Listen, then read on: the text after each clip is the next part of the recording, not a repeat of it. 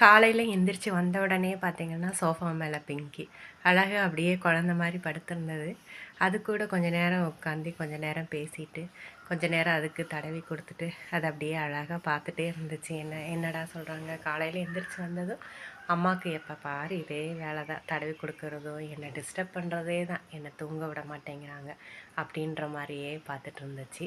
இருந்தாலும் பரவாயில்ல, நம்ம வேலையை நம்ம தொடங்குவோம்ல, கொஞ்சம் நேரம் தடவி கொடுத்தா தானே நமக்கு சந்தோஷம். அதுக்கப்புறம் அப்படியே கேட்டு வெளியே திறந்த உடனே பார்த்தீங்கன்னா மோகிலி கரெக்டாக வாசலில் வந்து நின்றுட்டு இருந்துச்சு. அது கூட போய் கொஞ்சம் நேரம் பேசிட்டு அதை தடவி கொடுக்குற கிட்ட வந்தோடனே அப்படியே படுத்துருச்சு பாருங்கள். அதை அப்படியே தடவி கொடுத்த உடனே அதுக்கு ஒரு சந்தோஷம்.